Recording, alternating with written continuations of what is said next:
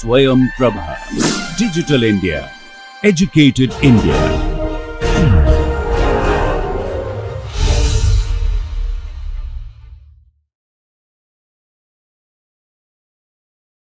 We had explained how the multiple execution units, which internally are pipelined as well, they can take multiple stream of instruction.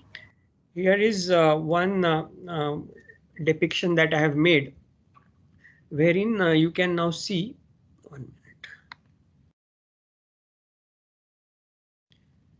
minute. So the instruction queue is same as before, in the sense that it comes as I1, I2, I3, I4.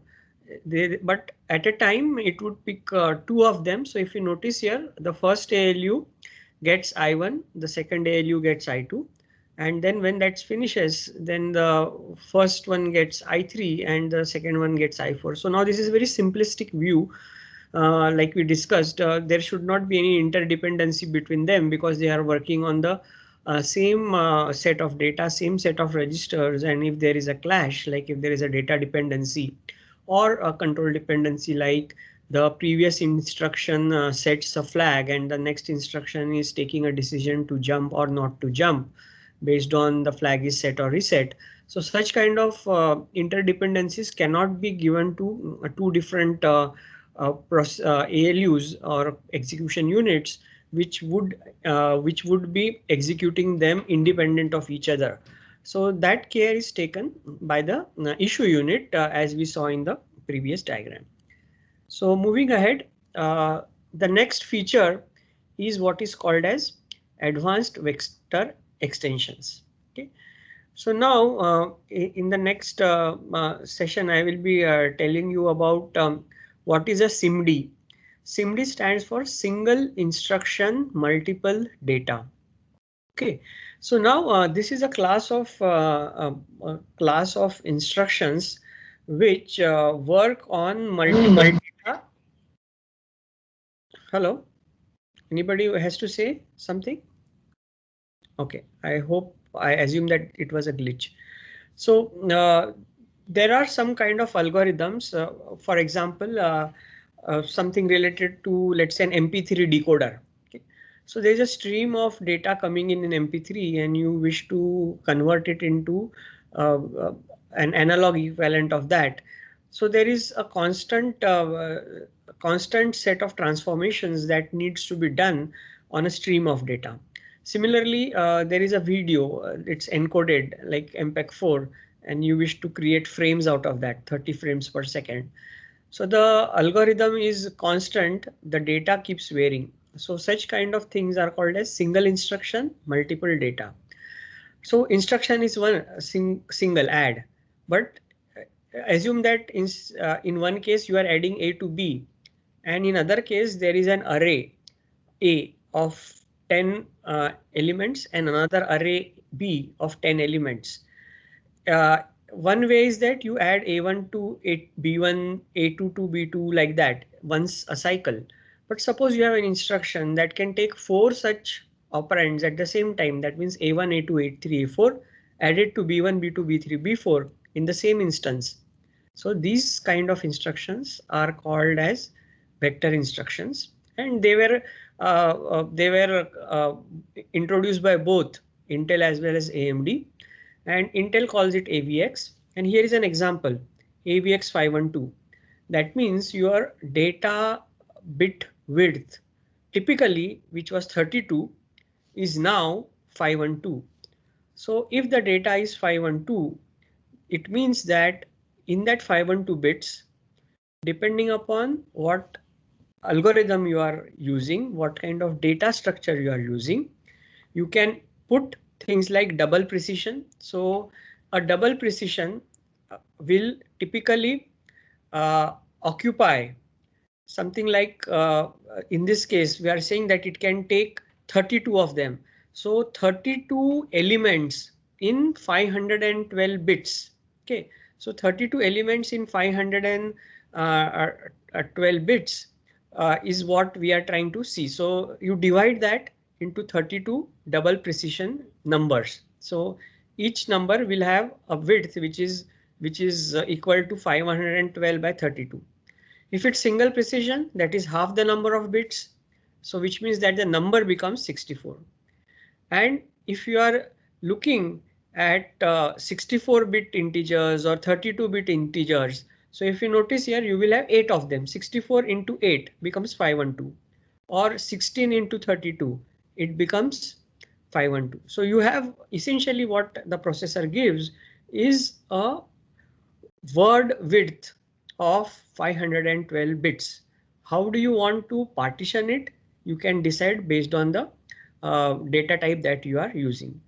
So what is the use of this? As I had mentioned, you have a 10 element array, then you can do it 10 times in a loop, each adding one element at a time. But if you have such groupings possible, suppose you can do 8 of them or 16 of them. So out of 16, you may use only 10 and then add those 10 corresponding. In the next diagram, we'll make it even more clearer. Where is this useful? There are some workloads like scientific simulations, AI, deep learning. I already mentioned to you audio video processing. So these libraries which use AVX, they can be used for such applications. So here, let me just explain, coming back to the same diagram that we saw.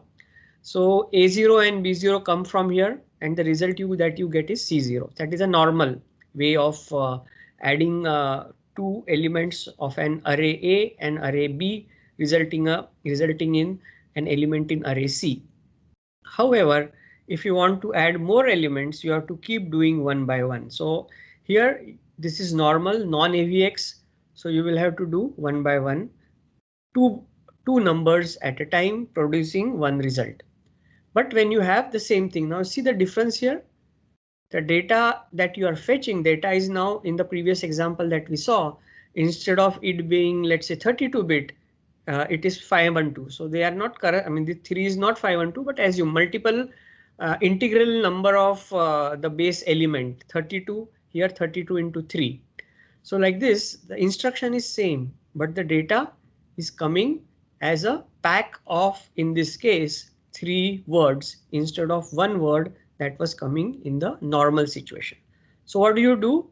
You take 3 of them, 3 of them together, another 3 of them together, and in one instruction that you say, you produce 3 results, and they will appropriately go, you can store that appropriately in the memory.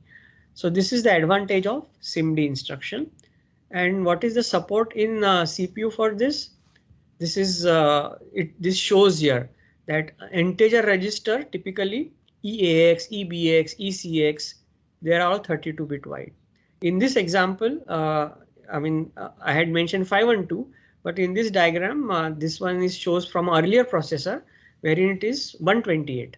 So obviously, when you can fit in 4 such 32-bit quantities, imagine 3 dotted lines here, which indicate that these are 4 different numbers packed together. But remember that the instruction is same. That means you can only do addition of, treat this as 4 different numbers to be subjected to the same operation. Like you cannot add 2 numbers out of this and multiply 2 numbers. No, instruction is same. That's why single instruction, multiple data. Okay, so starting with Pentium 3, these instructions started coming in. So here it's shown that you have 14 registers. They hold 32-bit data, and they can hold scalar data. Whereas here it is vector data. Why? Because it is 128-bit. So if you have single floating point number, 4 of them can go. Double precision, which is 64, only 2 of them. Or if you are putting integers, 8-bit integers, then you will have more of them. Okay, so this is the concept behind SIMD. Okay, so I hope you understood this. Last thing we said, how do you increase the processing capability in a single CPU? So here there is an example where what we have done is the reason why such things have happened. That is because of more and more transistors can be put in. So what you have done is, you have in the previous example in scalar and superscalar, we were only duplicating the execution unit. But now we have got so many number of transistors at our disposal that we can duplicate the entire CPU core, entire CPU. Like this can be, I mean, what we showed as a Pentium with 2 execution unit, you take 2 Pentiums like this. I mean, Pentium is just an incidental name. The basic microarchitecture that you have, completely duplicate it. It has got its private L1 cache, if you notice here. And then these units, how they are connected to the external world, that is the front side which goes outside the CPU, through a common cache which is called as L2. Okay, so the CPU will store its local data in L1 caches, their respective caches, and then the data that is to be shared across this course, that is stored in the L2 cache. And remember, as I shall be telling you later, the size of cache is limited, so the actual data will go in the main memory which is outside. So the source of the data or the ownership of the data is with the memory which is outside, but the frequently needed information is stored in the local caches. This will have both instruction as well as data. Okay. So I hope you have realized how the duplications have increased. In the first case, we only duplicated the execution unit. So that was what we called as superscalar. Second case, we duplicated the data sizes. So we increased the width so that we don't have to fetch them again and again. You have them right in the register itself, and you have partitioned the register to support multiple uh, data entities. And here you have duplicated the entire code. So what we have seen till now is, we in the morning we began with what happens in the a single scalar CPU, and then we are looking at how the architectural improvements can change the execution style of the program that you are running. So now here you can notice that two independent streams of programs could be running here. In the simplest form, your OS can be running here and your application code can be running here. That's one way of executing it, because they are totally independent. And whatever they want, these two programs want to share, you have the L2 cache, as well as if the data is even larger than can fit here, you can fall back on the main memory. Okay. So that discussion was about what are the improvements in the single CPU that you can do. So now we will go ahead and we'll go one level above in terms of how the program is run. Okay, so again I will go back to what I said in the morning. You have a computer internally. It has got clear differentiation, hardware and software. We also said that this interface that sits between the two is the ISA, and through this interface the program talks to the processor. So this is a recap of what we saw in the morning. If you break it down further, the program is a sequence of instruction, and every instruction is executed one after another in a sequential manner by the processor. So this is what we acknowledge about what we saw in the morning. So let's move ahead.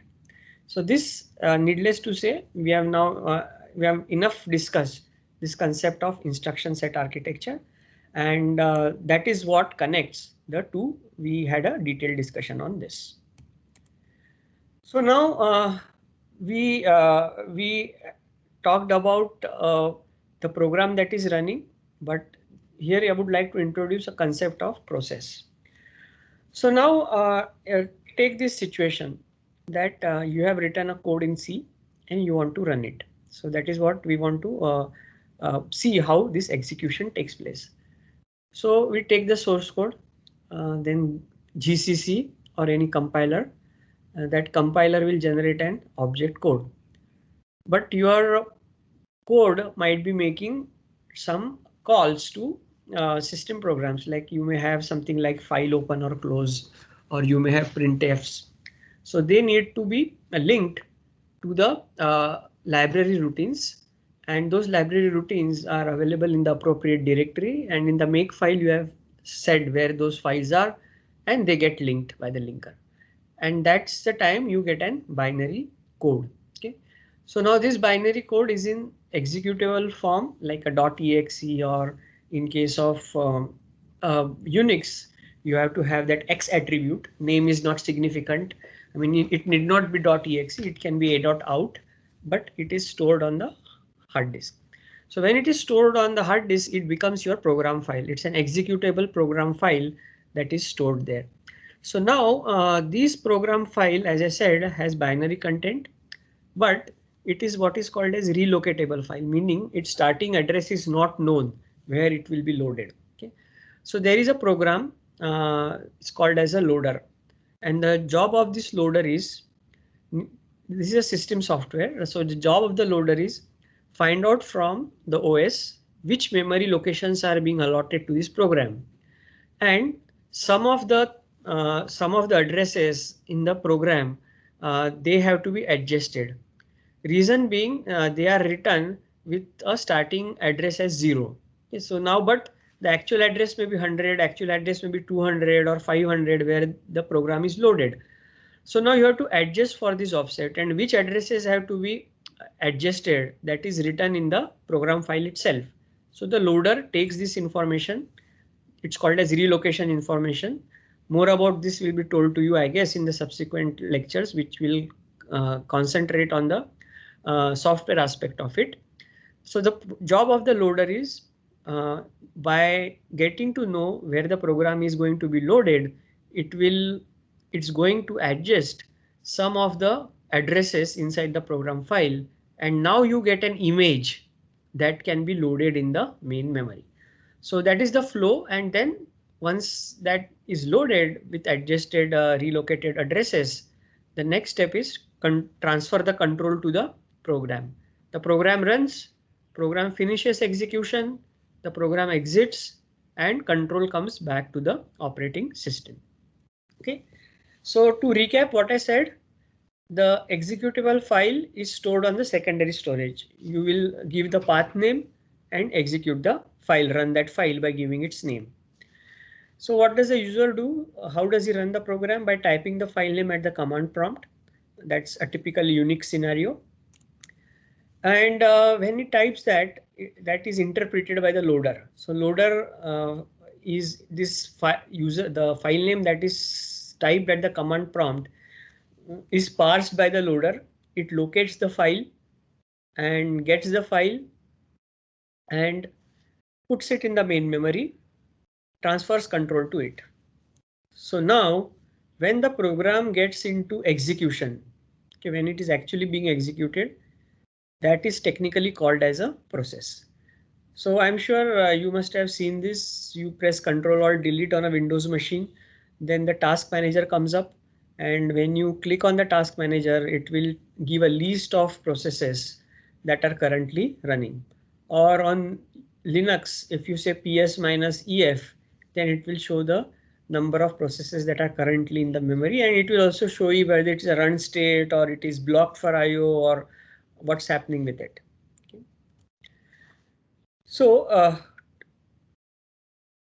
when you take a program and you convert it into a process, okay, so and the process is running, it will need resources, like it will need CPU time, it will possibly need additional memory, which is done through malloc. It may need an access to some files on the hard disk. Okay, so these are the requirements that it needs from the operating system, because the process is running under the operating system. And these resources are owned by the OS because they are required by the all the processes that are running. And OS has to ensure that every resource is allotted on need basis to the process that is wants to use it. And if a resource is already assigned to a process, other process should not be allowed to access it unless it's a shared resource. Like there is something like in the memory, you have set up a buffer for inter-process communication. Then one process will write to it, other process will read from it. Okay. So these resources, some of the resources are demanded by the process in the program file, saying that at the beginning I would need so much data memory, so much hard disk space, or whatever parameters it can specify. That is at the beginning when the process starts running. At that, when it is running, even then it can still demand few things, like it can demand additional memory, or you know that using malloc you can do it, it can return the memory. So this is how the process behaves.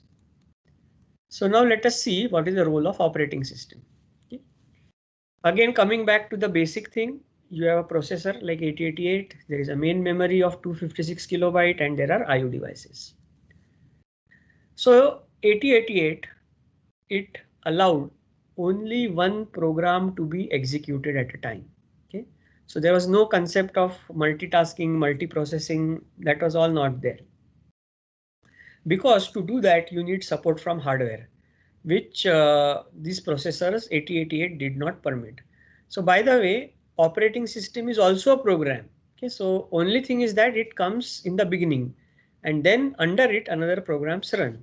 So even if a process of operating system is running, that is treated like any other program.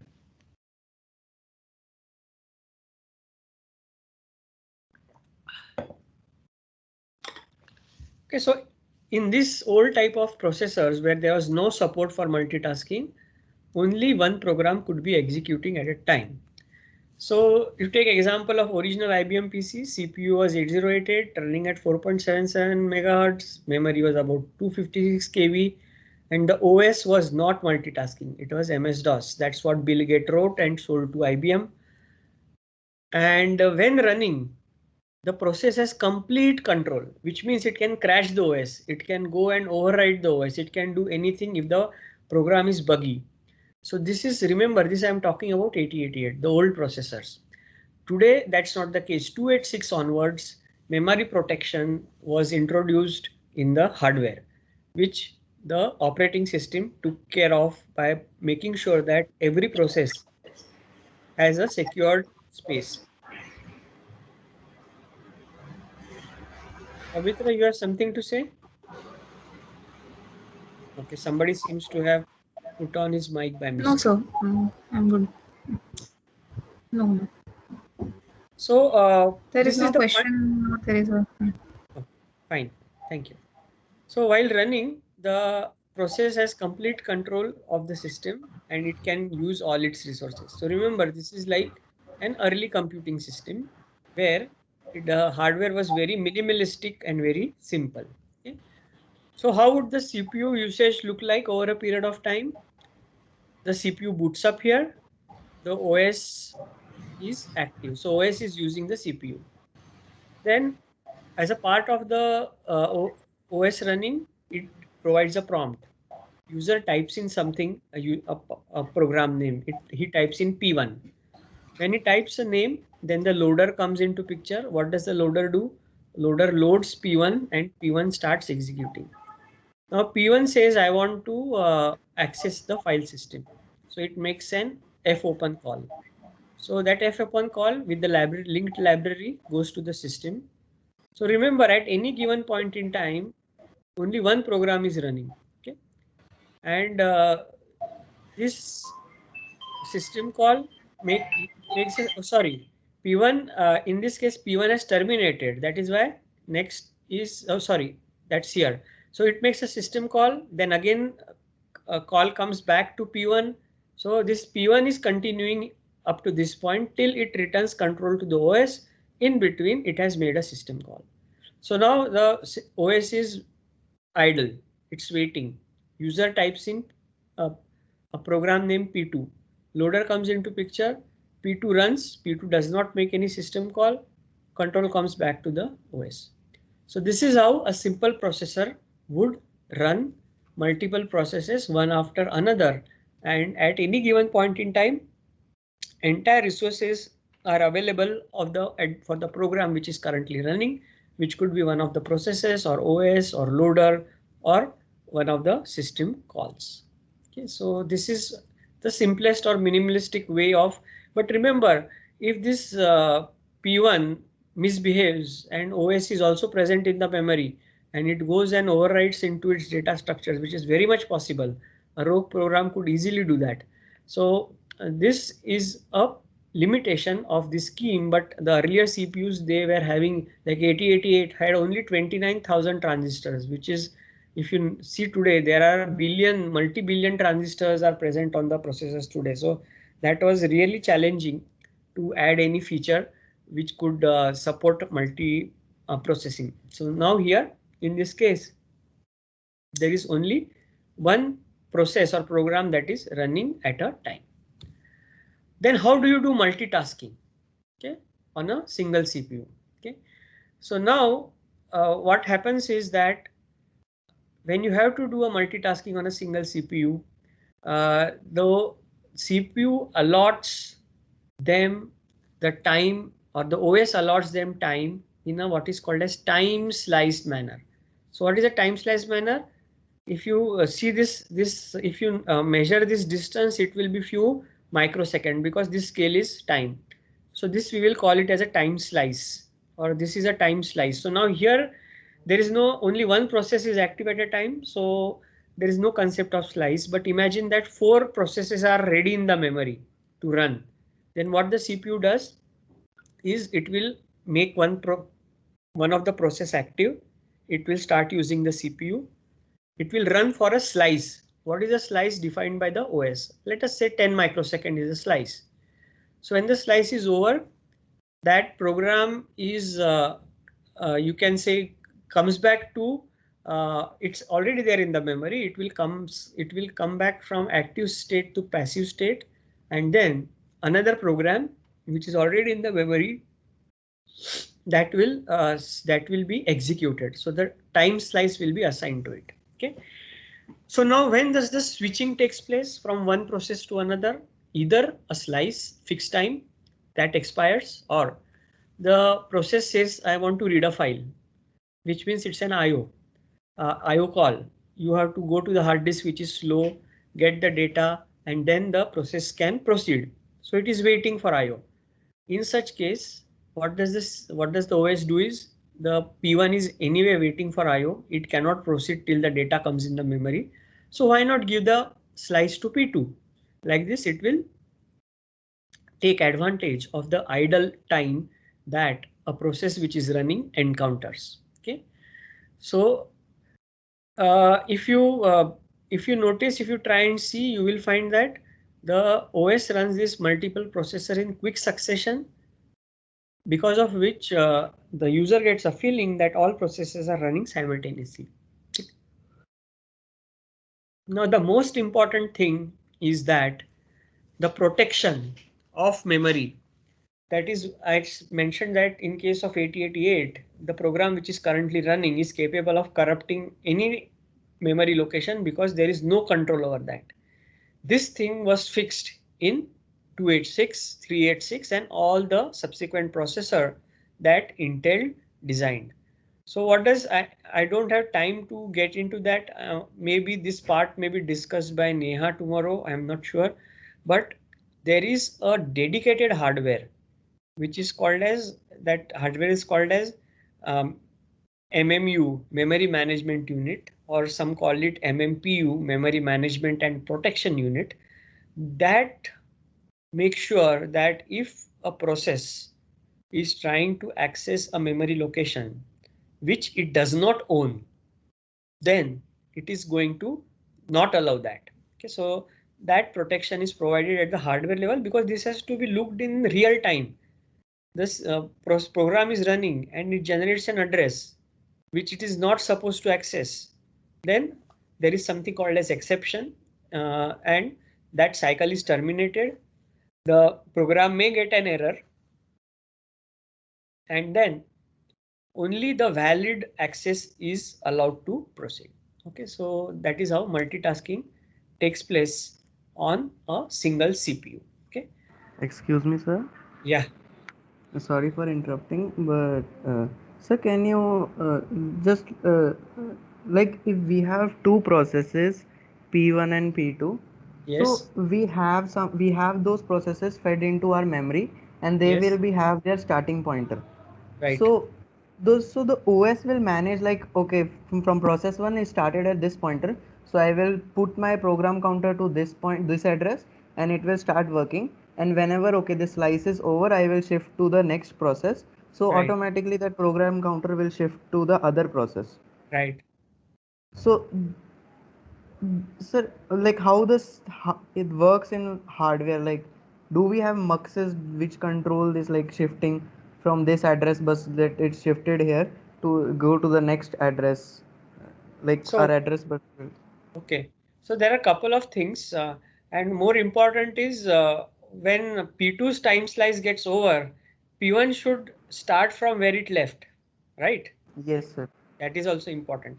So yes sir, again, as I said, I don't have time to get into those details because somebody else might cover that. But every process, see, as I mentioned to you earlier, process is a program in execution.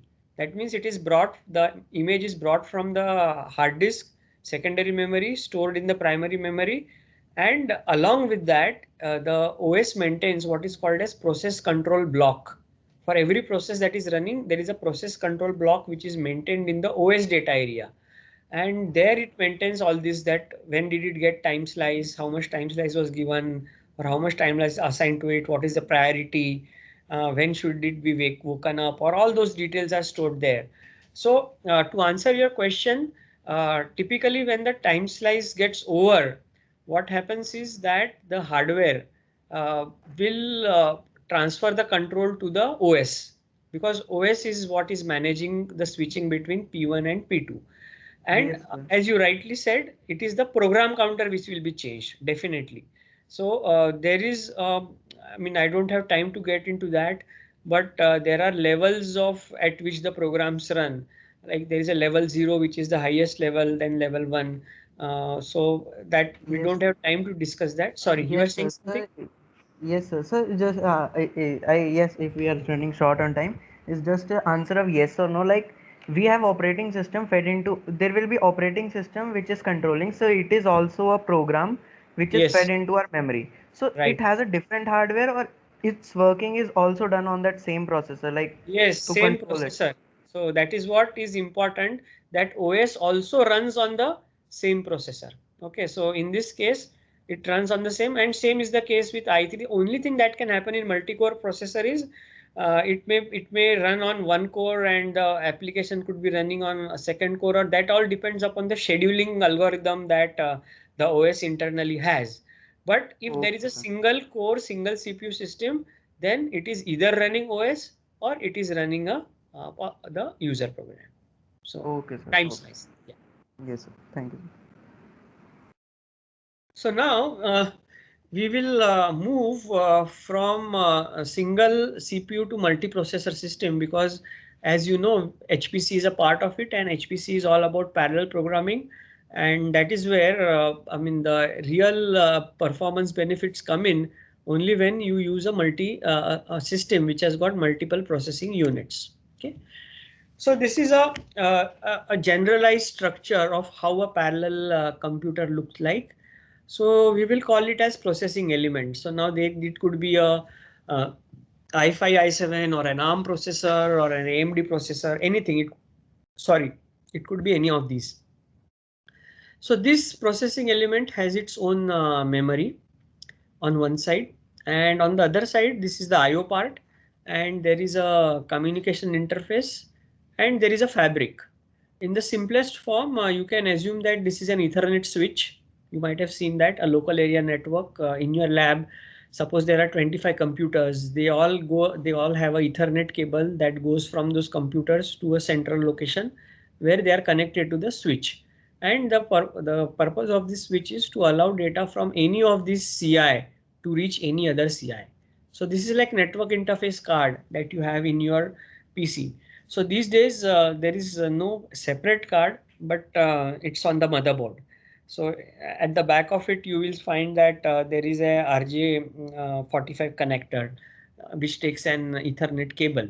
So that is this portion, the network interface card, which connects to the processor, or it's like an IO. You can say that our classical model, that memory, CPU, and IO. So now the purpose why we are connecting this, we have used to having this three elements, the CPU, memory, and the IO, that we have seen, and that will serve the basic purpose. But the motivation for connecting them in such a fashion is they will cooperate among themselves in order to solve a bigger task with bigger data or more complex task, something like that. Some of these which a single one cannot handle. Suppose a single one can handle, let's say, 256 GB of data. Okay, but in our case, suppose we have 2 terabytes of data which has to be loaded in memory, then one will never be sufficient. And you might have heard about this virtual memory, wherein the large amount of virtual memory is present in the CPU, and this memory is mapped to the hard disk. There is a partition for this, and it's mapped there. So that is one way of doing it. But then in that case, what will happen is you'll have to do too much of swapping. That is, data is brought in from memory and stored back to memory. So those things will keep happening. So we don't want to do that. So what instead of that, what we do is we have more processing element, each one of them having its own main memory. And the program is now, or the data is now distributed among them. So a single element like this would have been able to process data which is of particular size. But if you want to process data which is 3x of that or 4x of that, then you need a architecture like this, wherein you are able to address more memory, you are able to have more computing power, and they are all connected using communication network. So this is a generalized structure of a parallel computer. Now, how do you couple them? Okay, so I saw a generic showed a generic thing. Also mentioned that that could be an Ethernet. That's one way of doing it. Okay, so we have what is called as degree of coupling. Okay, so how do you couple the two? Okay, so the coupling is determined by the autonomy. So I'll explain what that autonomy is. Suppose you have processing elements as workstation. Okay, so five desktops or 5 workstations in your lab and connected in LAN, but working independently. Okay, so when you have something like this, okay, so there are two ways of doing that. One is called as uh, tightly coupled. So actually this has got interchanged. I don't know for some reason. So this example, that processing elements workstation uh, which are connected by LAN working in your lab. This is this example. There is a network and each one of them has got a CPU and its memory, and the IO part is connected to the network. So this is called as loosely coupled. As you can see, they are loosely coupled because this memory has nothing to do with this memory. Any data that needs to be sent from CPU1 to CPU2, it has to be sent over network. So this is called as loosely coupled. Whereas a shared memory architecture, meaning there are 4 processors, all 4 of them are connected to the same memory. They share a memory. Okay, there is no private memory. So this is called as tightly coupled. So as you notice here, if data from CPU1 has to go to data to CPU2, it can only put it directly in a designated memory location and CPU2 will pick up. So CPU1 just writes and CPU2 just reads. Data is transferred. Whereas if you come to this, the data in this memory needs to go to this CPU. Then the CPU has to read the data from memory, give it to the IO. IO will deliver it to the IO here, and IO will transfer it to the memory. Then CPU2 can use it. So this is loosely coupled. Okay, so this is the standard ways by which multiple CPUs are connected together. So I suggest that you read through this later. wherein I have described what are the different attributes of this, and both of them are in use, and a combination of that is also in use. And the loosely coupled are more towards connection of workstation kind of environment, and the tightly coupled one is something as I showed you in case of memory. So you don't have to send data, you just write into memory and it can be read by the other processor. Okay, so some of you might have studied this Flynn's taxonomy. I will quickly go through it for sake of your understanding. So basically, you saw that there is a stream of instruction and there is a stream of data. In the simplest form, we saw that there is a single instruction stream and a single data stream. Okay. So because there is instruction stream and there is data stream, which means that the stream, each of these streams can be single or multiple. So that is what Flynn's taxonomy says. So the instruction here can be single or multiple. So single instruction means whichever processes are present in the configuration, they all execute the same instruction. So instruction is single. Multiple instruction means they are not as many processors are there, each one of them has its own instruction. They are not sharing the single instruction. Coming to the data which will be operated upon this instruction, it could be single data, meaning only all the processors that are present, whether they are using single instruction or multiple instruction, they are working on the same data. Whereas multiple data means that multiple processing elements, they will have their own unique data to operate on. Okay, so now let's try and understand more about this. So this is from Wikipedia. It shows like SISD, that's a standard processor. Okay, so one instruction operating on one data. Then SIMD, I already told you the instruction is one, but the data is multiple. MISD, so this is not much in use, multiple instruction on the same data. One of the use of this is like redundancy, in the sense that suppose there is some critical decision to be taken. So what they do is they use multiple processing element, they work on the same data, and the result that they produce, it has to agree. And if only the two processors agree, then the result is effected. Otherwise, if they do not match, that means there is some problem. And finally, MIMD. So this is like every processor has got its own data, and there are multiple of them. So again, I'll come back to this diagram that I showed and see what is its significance in this case.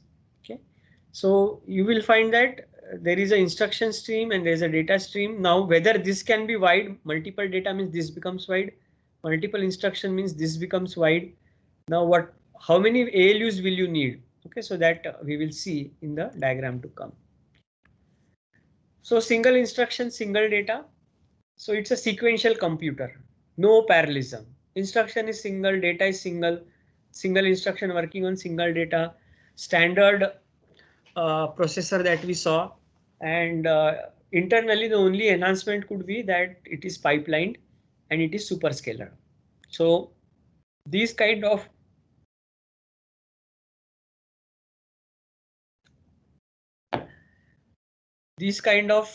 processors are the basic processors that you have. All the you can say all the things like 286, 386, Pentiums, they all will be of this variety. Okay, but internally there is some parallelism, but at the CPU as such is a single, takes in single instruction stream, and it you works on single stream of data. But to improve performance, these things could be used. Okay, but at the external level, from the program memory, only single instruction is a single instruction stream is released. Now SIMD. If you notice here, the instruction is same, but you have multiple execution unit. So this was our example of so A0 plus B0 is added here, A1 plus B1 is added here, and the respective results are stored in the memory. So this is the example of SIMD. Okay. So the first use was in the late 70s when Cray made its supercomputer. So they use SIMD instruction. They are also called as vector instruction. And most of the ALUs today, they can execute SIMD instruction, and they are available in all AMD and Intel processors. We have already said this, that audio, video, or these are the kind of applications that need that use streaming data are the ones which are going to benefit from this. And on next Monday, I will tell you about GPUs. These GPUs work on this principle. Okay, so the next one is multiple instruction, single data. Okay, so in this case, as I mentioned earlier, there are multiple instruction streams, means two different programs, let's say, they are using the same data. So now this situation does not come very often in practice. So this is a rarely implemented architecture. So you will not find many of these. But where is it used? One is fault tolerance, as I mentioned to you. Independently, so like this is, let's say, a SCADA data that is coming in for a process control. Let's say there is a power plant which is being controlled through this supervisory control system, and the stream of data is coming from sensors. And before you take a decision on, let's say there is a data which is coming in from the pressure of the boiler, and you have to decide whether the program has to decide whether the tap is to be closed or opened for the steam to release or accumulate. So if this decision is to be taken based on let's say 4 or 5 parameters, so that data is given to, same data is given to both execution unit, because data anyway remains same, and two different programs operate on it, and they should produce the same result. So this is useful in such kind of thing, and it also says that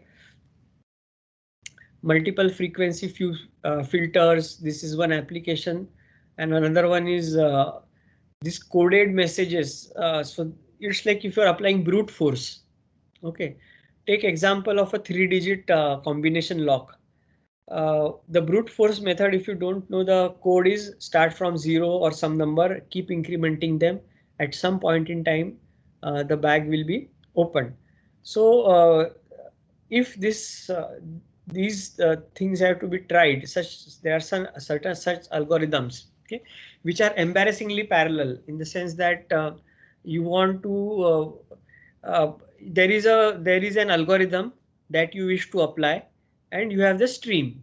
So now if that same algorithm can be applied on different parts or different combinations of that message that you need to crack. Okay, so in such cases, multiple instructions, single data may be useful, but it's a rarely used implementation. MIMD. Okay, so now this has got different execution unit. Each execution unit has its own data. So the data is separate, the address is also separate. So you have multiple instruction operating on their respective multiple data. So today, most of the HPC systems or parallel computers that you would see are based on this variety. So this is called as cluster, meaning a cluster of workstation or a cluster of servers. If you have such a situation, then these are of this type, MIMD. And I already mentioned to you the implementations that exist. One is shared memory, another is distributed memory. Okay, so that finishes what I wanted to say for the second session. Okay, so this session is supposed to start at 3:15. But before that, any questions that you have about the topics that we covered? Sir, can you again just briefly explain what is multiple instruction single data, like for in the example of cracking messages? Okay. So what we are saying is that uh, uh, it's like this. Like you have a password. You have set a password. Okay, and we know that you know that the password is encrypted and kept in the memory. So there is an algorithm, some algorithm, not really encrypted, but you can say that it passes through certain algorithm, and that output is stored in the hard disk or whatever. The OS maintains it. Now, when you enter the password, the same algorithm is applied on the uh, letters that you typed in, and you got a result. That result is matched with what is stored, the originally encrypted or whatever algorithm you used for encrypting the password. It is compared with that, and if they match, that means the original data is same. You understand this concept, right? Yes, sir. Okay. So now when you want to crack this password, okay. Yes. So when you want to crack the password, one of the ways is called as brute force. Okay. Yes. So it's like this, that or the combination lock example that I gave. So it will start with let's say start. Suppose it assumes to begin with, it assumes that the password is made using five letters. Let's say it starts with that assumption. So when you Yes. say it starts with that assumption, it has to try all combinations of A to Z, right? So now Yes, sir. All 26 into 26 into 6 so into on. 5 times, so many combinations are there. So now Yes, sir. if you have now this has to be done. Now what will this will it do is that the data is same, which is to be cracked, right? But the execution, I mean, this algorithm has to run on, you can divide this on multiple execution unit. So your input is same, but what the index that it starts with in the all combinations that you have, that is going to change. Like first execution, suppose instead of 26 raised to 5, suppose we assume that there are 1,000 combinations. So the first 500 can be tried by this to see whether it matches. So every time the algorithm has to run, to that algorithm, one input has to be given. You start with offset number 0, run that algorithm, get the output, compare it with the input data, right? Then it doesn't match. Then you take index number 2, then 3, 4. So out of this, 500 are tried on one execution unit, 500 are tried on second execution unit. The data, input data, which is to be cracked, is same. So this is one example. Okay, Sir, similarly, uh, hello. sorry. Yes, sir. Sorry, sir. But how is it different from superscalar? Okay, so now uh, uh, the issue here is as follows. In case of if you were to look at superscalar, so superscalarity is inside the execution unit. Are you getting this? But Hello? sir, we are also doing the same thing here. Like from decode stage, we are getting the instructions and putting it into multiple execution unit No, but according. see, try to, no, see, it is like this. So again, let me explain this. This execution unit is not same as the execution unit. Now again, uh, I'll again go back and say this. Okay, so now here, what we are saying, this is a sort of abstraction. Okay, so now this is where does it get applied? Does it get applied inside the architecture of a CPU, or the CPU itself is an execution unit, or how is it going to be? That is another way of implementation. Okay, so I don't blame you for saying that it is that same unit as superscalar unit. You have raised a very valid point, but I can also understand where the confusion is coming from because of the word execution unit. Okay, but now you assume this execution unit that you see here as an 8085 processor. Okay, treat it like Okay. this. Okay, Yes. so when it is not the execution unit inside the fetch decode execute that part. Okay, it can well be that in some implementation, because there is a concept called as array processors that was there Yes. historically, wherein there were processors which are inside a CPU. Okay, so again this may be little confusing, but the SIMD or MISD or SISD or MIMD, this we are looking at from the perspective of a generic way of treating that there are some uh, because again these words are confusing in the sense, if I had used the word processing element, then it would have had a different connotation. So I understand what you are saying. However, you can assume it as at a more of a gross level. So if we were to assume this execution unit as one CPU, so look at it from that perspective, and the memory or data is common to all of them depending upon what architecture we are using. So There is in a this case, it likelihood. is using as an ALU. Ha, correct. So there is Okay. a, yeah. So again, those words are a little confusing because one of them, like what we discussed in the morning, that were specifics inside the CPU, Yes, sir. but these Yes. are like a generic way of saying something. Okay. Okay, So sir. okay, so I hope, I mean, in case there is a confusion, I really do not know how to remove it. But what I would say Okay, sir. is, I get what you are trying yeah, to. you got Yes, it, sir. but it should not. I am a little worried that others might have got confused just as Oh, you were. But your doubt got cleared, but their doubt is still there. So, uh, okay. and don't worry. You asked the right question, and that's fine. I mean, but we have been using this day in and out, and we know what is the difference between the two. But for a novice who has never studied this or come across this, this can definitely lead to confusion.